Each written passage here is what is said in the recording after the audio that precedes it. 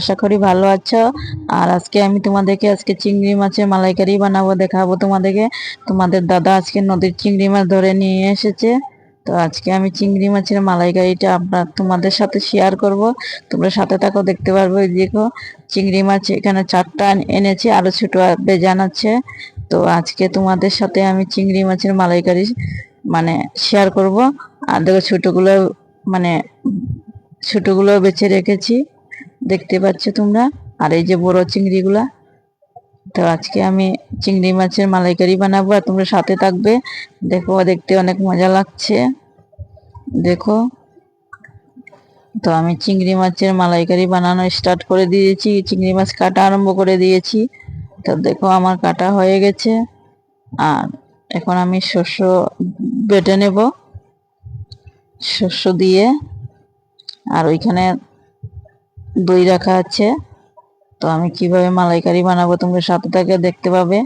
আর আজকে আমি first time মালাইকারি বানাবো, কোনোদিন বানাই নাই, বানানোর চেষ্টাও করি নাই। কিন্তু তোমার দাদা আজকে চিংড়ি নিয়ে এসেছে, বললো আমি আজকে চিংড়ি মাছের মালাইকারি বানাবো। তার জন্য আমি রেডি হয়ে গেলাম। যাই হোক, তোমরা দেখে বলবে কেমন হয়েছে। তো দেখো, আমার চিংড়ি মাছের মালাইকারি রেডি হয়ে যাচ্ছে। মাছগুলো হলুদ তেল মিশিয়ে নিলাম, আর ছেড়ে দিচ্ছি কড়ার মধ্যে, দেখতে পাচ্ছ। তো আমার চিংড়ি মাছ ভাজা হয়ে যাচ্ছে গাইস। কি সুন্দর লাল হয়েছে, দেখো। পুরোটা লাল হয় নাই, দেখতে পাচ্ছ। তো দেখো, আমার চিংড়ি মাছ হয়ে এসেছে।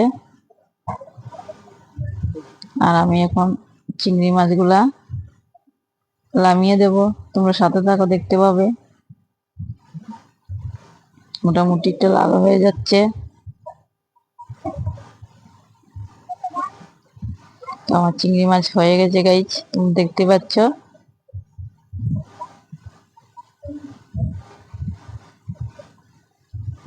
আমার চিংড়ি মাছ হয়ে গেছে।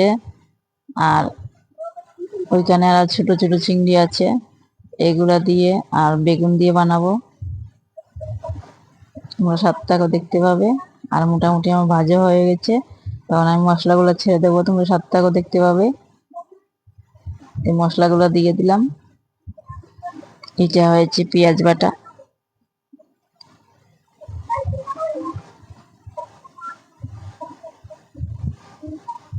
মশলাগুলো ভালো করে ভেজে তারপর দেবো বাকিটা, তোমরা সাথে থাকো, দেখতে পাবে।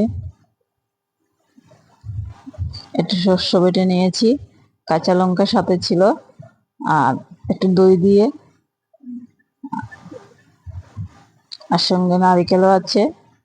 তো আমার মালাইকারি রেডি হয়ে যাচ্ছে, তোমরা সাথে থাকো। তো দেখো গাইজ, আমার মালাইকারি পুরো রেডি হয়ে গেছে। আর কেমন হয়েছে দেখে বলবে। আমি ফার্স্ট টাইম চিংড়ি মাছের মালাইকারি বানালাম, আর খেয়ে দেখি কেমন স্বাদ হয়েছে। আমার তো লিপ্সায় মুখ সামলাতে পারছি না, দেখতে পাচ্ছ। অনেক স্বাদ হয়েছে গাইজ, তোমরা দেখে বলবে কেমন হয়েছে। বাই।